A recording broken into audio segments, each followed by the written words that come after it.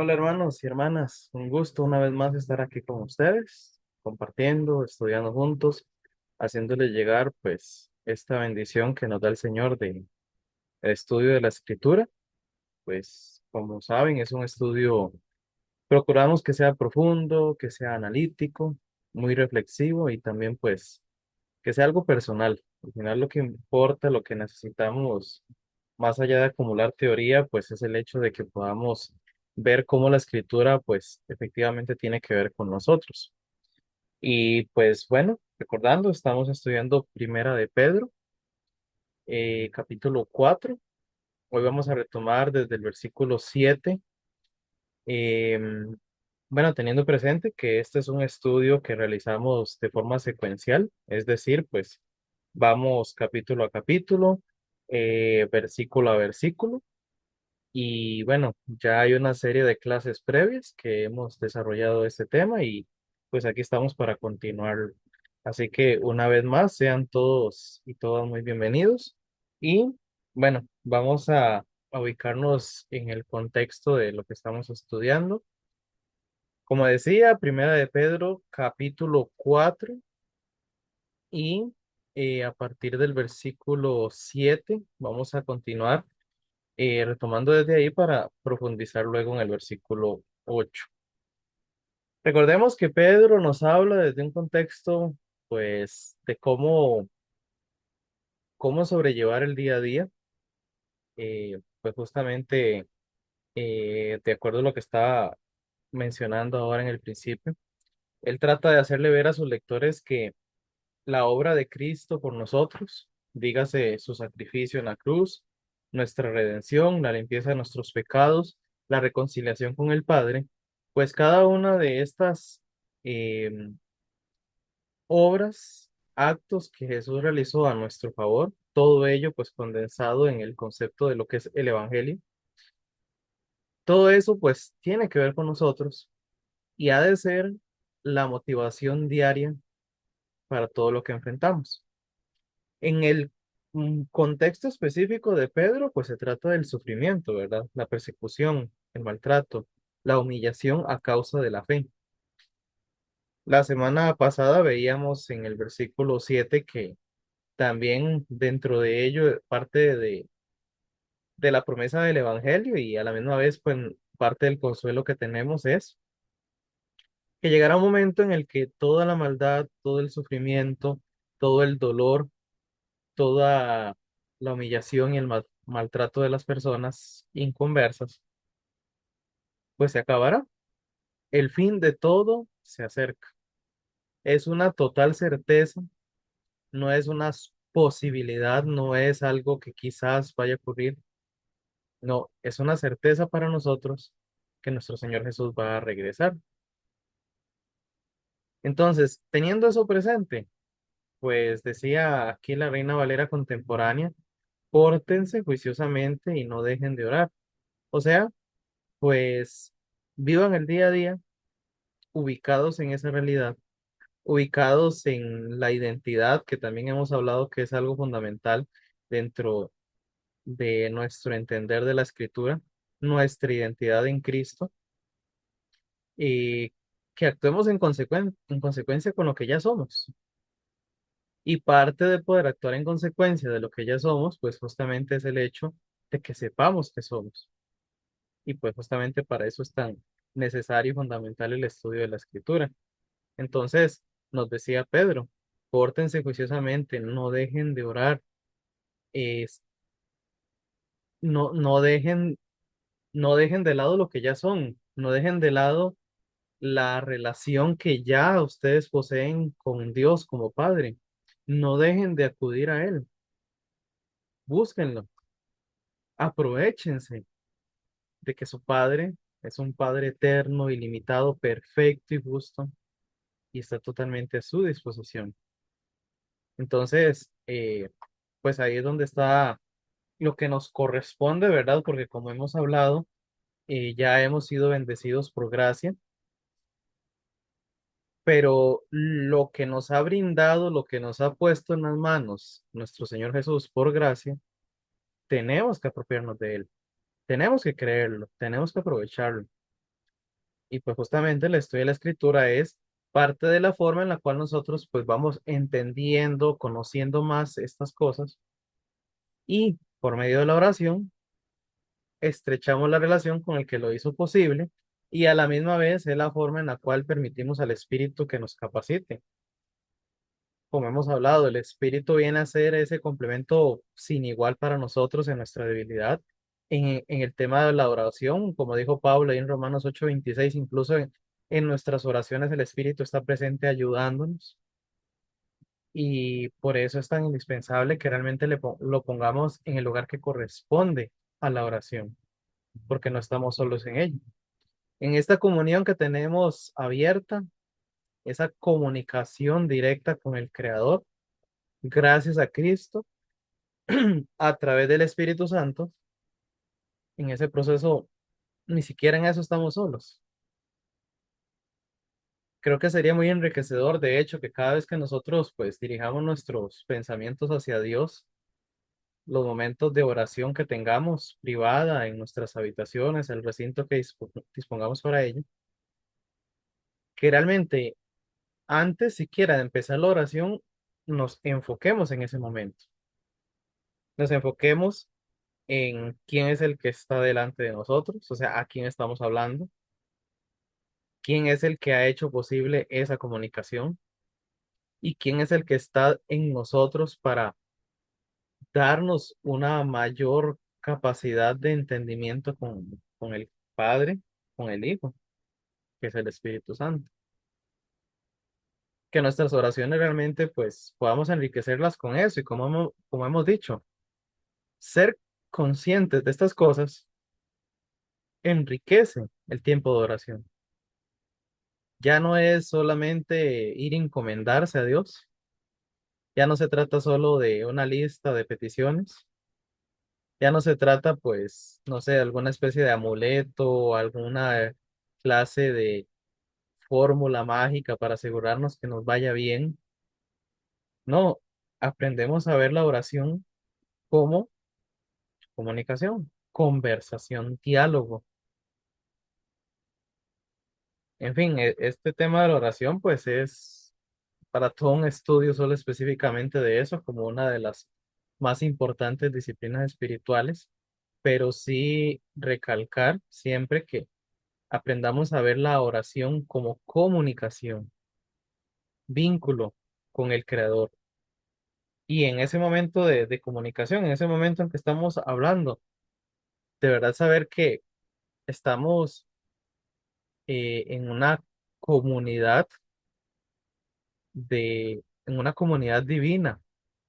¿Por qué? Porque como estaba diciendo antes, el momento de la oración, estamos teniendo comunicación con Dios en tres personas. Ya sabemos que los atributos que posee el Padre los posee el Hijo y los posee el Espíritu, según lo que da testimonio la Escritura. Entonces, si resulta que yo en el lugar que esté, por ejemplo, ahí en el bus de regreso a casa, en ese momento dirijo mi oración al Padre, en ese mismo momento está mi Salvador y a la misma vez está mi compañero que habita en mí, están igual de atentos y están igual de presentes. Creo que entre más conscientes seamos de eso, pues más vamos a aprender a vivir, a dejar de lado el concepto de soledad, que la soledad es algo que muchas personas le temen, ¿verdad? Pero ya el solo hecho de estar en Cristo es imposible estar solos, porque la presencia divina está en mí, así como está en el último rincón del universo.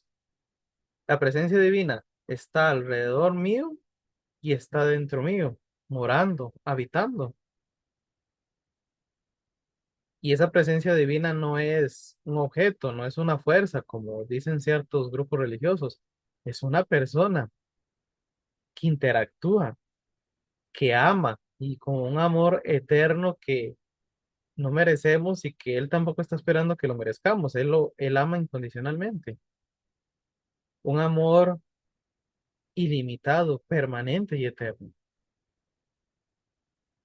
Bondad, misericordia, paciencia, longanimidad, todo eso en ese momento de oración está en nosotros. Así que quería pues, recalcar ese aspecto de la oración, de tomar un poco de eso del versículo 7. Y pues bueno, ahora continuemos el versículo 8, porque resulta que Pedro tiene presente lo que también la semana pasada estábamos mencionando, el tema del amor. Ya hablamos de que el amor es el distintivo del creyente, no son sus prácticas, no son sus hábitos, no es el lugar donde se reúne, no es la forma en la que se viste. El distintivo del verdadero seguidor de Jesús es el amor, pero es un amor motivado justamente ¿por qué? Por el amor que ha recibido. Y ahí es donde es tan fundamental lo que venía hablando del tema de la oración, la meditación en la escritura, la comunión con los hermanos, porque para poder amar de esa manera como Cristo nos amó y poder ser reflejo de ese amor, pues necesitamos también ser conscientes de ese amor, entenderlo. No, no de forma plena porque se sale de nuestras capacidades. El amor de Dios es eterno, es infinito e ilimitado. Pero en la medida en que nosotros crezcamos en ese amor,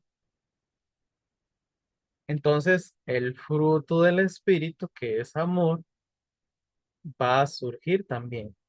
Y es lo que nos va a capacitar para poder hacer lo que Jesús hizo, incluso orar por los que estaban eh, crucificándolo.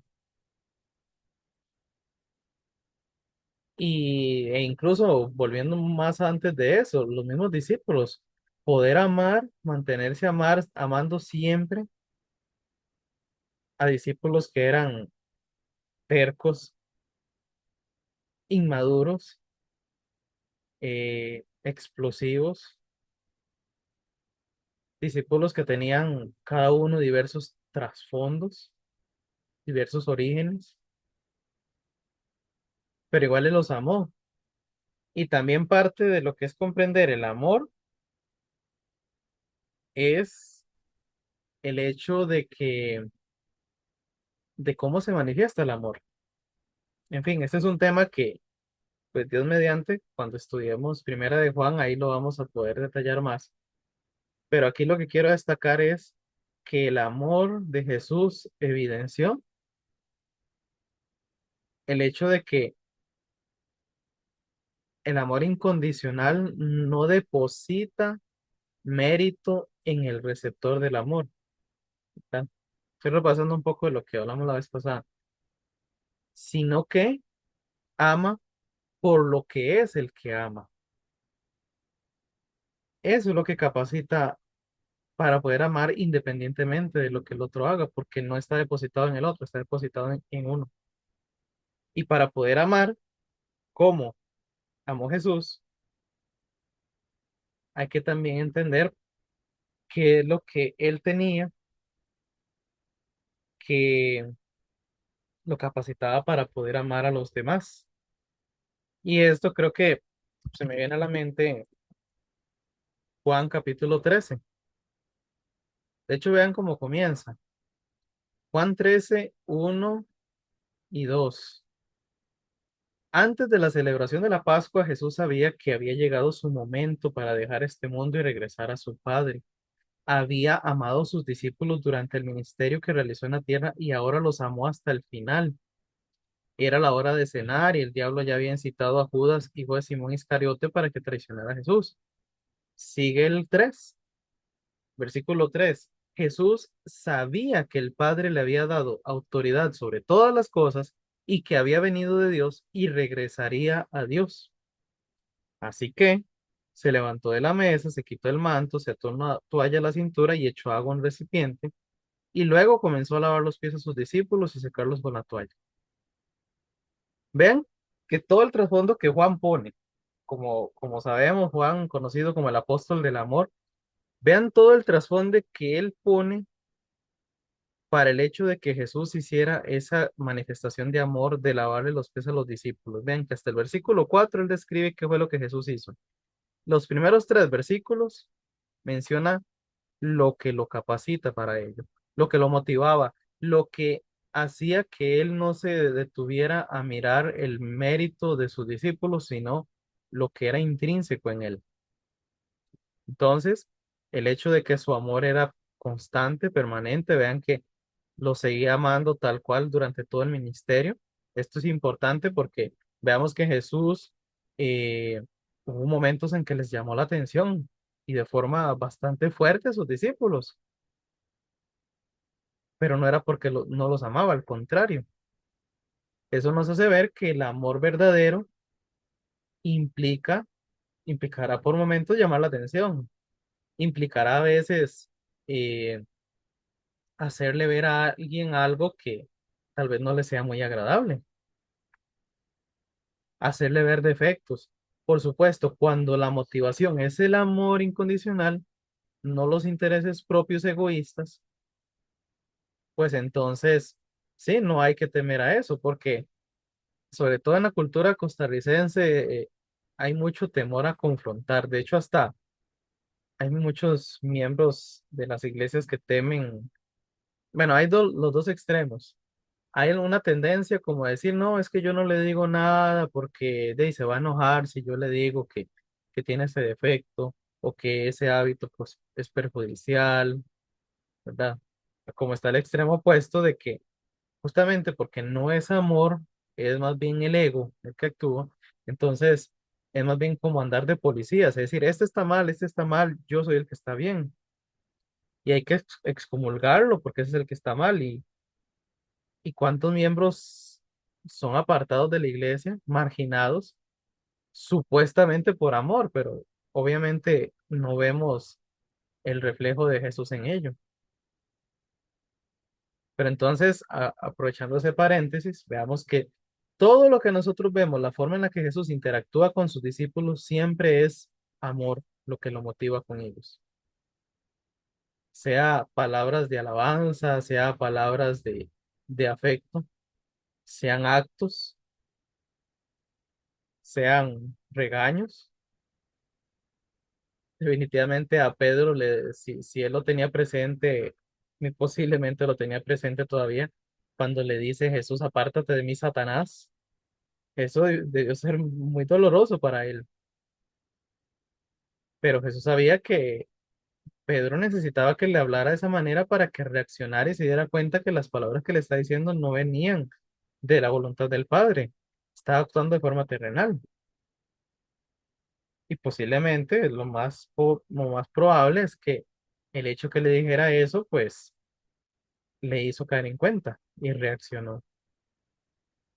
Ahora sí, cerrando el paréntesis, también significativo que Juan aquí, volviendo a Juan 13, menciona lo del tema de Judas, porque resulta que Jesús, sabiendo ya a lo que estaba dispuesto Judas, ni siquiera por ello lo excluyó.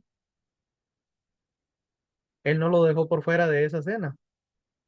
O sea, Jesús le lavó los pies a aquel que más tarde, unas horas quizás más tarde, lo iba a traicionar. Vamos a lo mismo, ¿qué es lo que lo capacitaría? Porque cualquiera de nosotros dice, no, yo no podría hacerle eso, ir a demostrarle esa clase de servicio a aquel que me traicionó, a aquel que me falló, a aquel que me dejó en mal. ¿Ven por qué es importante que sea intrínseco? No, no depende de la persona, sino propio. Y recalco ahora el versículo 3. Esto es lo que Jesús sabía. Creo que en algún momento hemos utilizado este mismo versículo para ilustrar otras ideas. Jesús sabía muy bien quién era. Jesús tenía muy clara su identidad. Su identidad dependía de Dios. Jesús sabía que el Padre le había dado autoridad sobre todas las cosas. O sea, Jesús sabía quién era en ese momento justo en la tierra, aun cuando estaba en un cuerpo humano. Él sabía muy bien quién era. Sabía lo que se le había dado.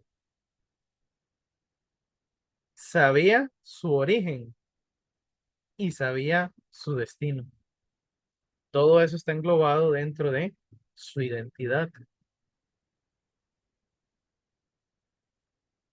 Y entonces ahí es donde Juan dice, teniendo todo esto presente, no lo humillaba, no lo ofendía en lo más mínimo, levantarse de la mesa y lavarle los pies a los discípulos.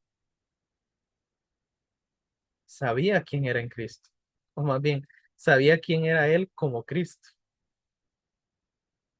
Sabía quién era como consecuencia de que venía de Dios, que a Dios iba y que Dios lo había capacitado y le había dado todas las cosas mientras estaba en la tierra. Yo resumiría ese versículo en esa palabra, identidad. Así que, ¿cuál es la clave para practicar esta clase de amor? El amor que nos va a distinguir como realmente discípulos de Jesús. Identidad. Una identidad de, consciente de quiénes somos, de de dónde venimos y hacia dónde vamos. ¿Cómo saber eso? Bueno, aquí lo estamos estudiando. Estudiar la escritura es parte de ello, pero no es la única fuente. Es importante eso, hermanos, porque a veces centralizamos demasiado la escritura.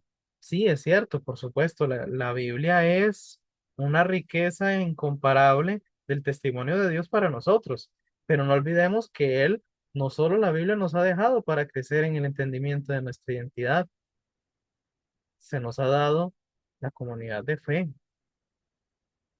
los hermanos con los que compartimos, no solo la prédica, la clase, el estudio, no en el compartir unos con otros, porque también necesitamos que otros nos ayuden a crecer el entendimiento de quiénes somos. Y a la misma vez que nosotros somos ayudados, también les ayudamos en interacción. Por eso es tan vital, es fundamental y ojalá parte de lo que podamos retomar como iglesias, valorar el vínculo espiritual. Vayamos, rompamos con el esquema de solo un culto dominical. Sí, ahí se aprovecha, es cierto el tiempo, pero hay muchísimo más que podemos aprovechar para que esa identidad realmente se la podamos tener día con día más definida. ¿De acuerdo? Ahora, volviendo a Primera de Pedro 4:8, una idea más que nos deja el versículo es esta frase que nos falta. Voy a volver a la Reina Valera contemporánea, porque el amor cubre infinidad de pecados. Esa frase se las trae, ¿verdad? Sobre todo entender qué quiere decir el hecho de que cubra pecados, porque estamos claros que el pecado es lo suficientemente grave como para no pasarlo por alto. De hecho, Jesús en la cruz, por eso murió en la cruz, porque el pecado no simplemente se podía pasar por alto. Él nos amaba y nos amó desde de antes de la fundación del mundo, pero el pecado de la humanidad tenía que pagarse y por eso él murió en la cruz, pagando por esa culpa. O sea, no pasó por alto el pecado. Lo que hizo fue llevar sobre sí nuestro pecado. Entonces, ¿cómo entender esta oración? Bueno, vamos a analizarla un poquito más en detalle. Primero veamos en los idiomas originales. La palabra cubrirá, vamos a verlo primero, quiero verlo en el diccionario bíblico griego. Déjame ver si lo logro abrir. Bueno, en este diccionario, en el léxico del Nuevo Testamento, dice cubrir, ocultar, esconder o tapar. Entonces, ese es como el significado básico del término. Veamos otras versiones para ver cómo lo ponen. Dice la nueva traducción viviente, igual, cubre gran cantidad de pecados. Veamos la nueva versión internacional. De la misma manera, utiliza la palabra cubre en el español. Una versión más. Vean que aquí la lenguaje actual se atreve a poner algo diferente. Dice, borra los pecados.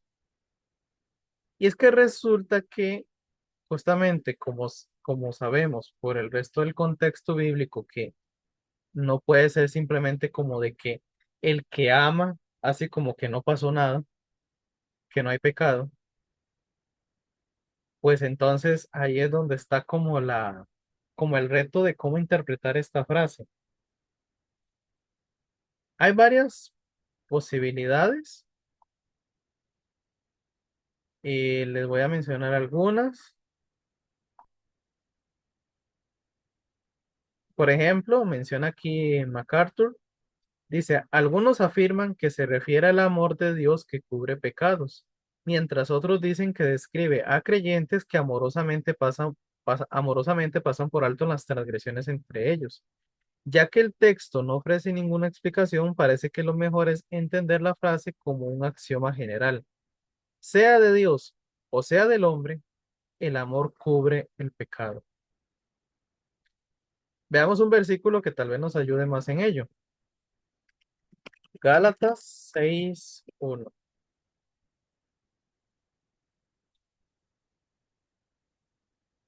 Vean que aunque aquí no nos menciona el amor, pero aquí específicamente, pero si nos devolviéramos unos versículos antes, justamente encontramos que ahí es donde menciona el fruto del Espíritu. Volviendo aquí a la Reina Valera contemporánea, vean el 5:22.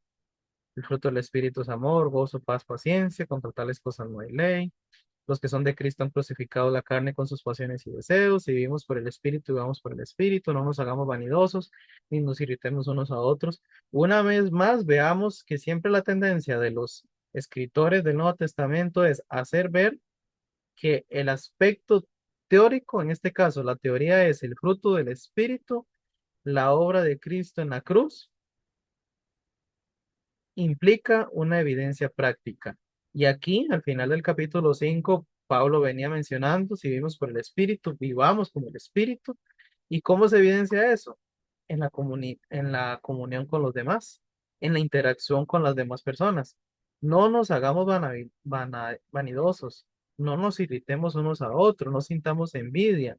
Y aquí continuando la idea, si alguno es sorprendido en alguna falta, ustedes que son espirituales, o sea, ustedes que ya viven conforme al Espíritu y que el Espíritu produce en ustedes el fruto de amor, gozo, paz, paciencia, etcétera. ¿Qué es lo que se espera? Restáurenlo con espíritu de mansedumbre. Piensa en ti mismo, no sea que también tú seas tentado. Sobrelleven los unos las cargas de los otros y cumplan así la ley de Cristo. ¿Cuál es la ley de Cristo? Según lo que hemos venido hablando. Un nuevo mandamiento os doy, dijo, que os améis los unos a los otros. Entonces, ¿cómo se refleja de forma práctica esto? ¿Cómo es vivencialmente la ley de Cristo? Haciendo esto. Entonces, ¿qué puede significar el cubrir la multitud de pecados? Que el amor cubre multitud de pecados. Bueno, quizás este versículo nos dé alguna luz. Vean que primero, Pablo aquí utiliza la palabra restáurenlo. ¿Qué implica restaurar? Restaurar no implica desechar. Restaurar no implica destruir. Restaurar es hacer el proceso para devolver algo a su estado original. Entonces, por ejemplo, cuando se habla de restauración de obras de arte, por ejemplo, cuando una iglesia católica ha sido pues afectada por el clima o porque ya han pasado muchos años, el proceso de restauración implica utilizar los materiales adecuados para devolverlo al estado original lo más que sea posible. O las obras de arte igual. No se pretende que sea algo diferente, sino que recupere su estado original.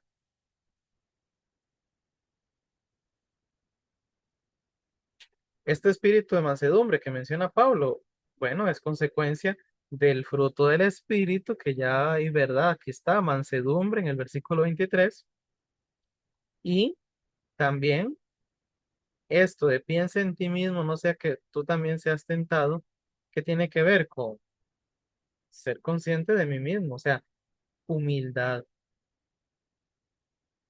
el amor de Cristo, que es el amor que se espera en nosotros, que el Espíritu Santo va a generar en nosotros, también tiene que ver con el hecho de que nosotros, como dice Pablo en 1 Corintios 13, el amor no busca lo suyo. Ese proceso de restaurar es única y exclusivamente por amor. La motivación es amor. Debería ser amor. Entonces, si alguno es sorprendido en alguna falta, o sea, si alguno pecó, ¿de qué manera se cubre ese pecado? No es ocultándolo, no es haciendo que no pasó, sino es acompañando al que pecó para restaurarlo, orientarle en el proceso de la restauración. Ser la herramienta que Dios utilice para que ese hermano, esa hermana recupere su estado original. Entonces, igual este tema, pues, si no mal recuerdo, en Juan también vuelve a surgir el tema de que el amor cubre pecados. Entonces, en ese momento, pues podríamos desarrollarlo más, pero por el momento creo que esto pues explica un poco, por lo menos nos da más luz de qué implica eso de cubrir multitud de pecados. Pero siempre no se trata de pasarlo por alto. O sea, aquí no dice si alguno ha sido sorprendido en alguna falta, hagan como que no pasó nada. No, ha pasado algo, porque aunque sea un pecado secreto, hay un daño. Mínimo hay un daño para la persona en su identidad en Cristo, en su valor propio.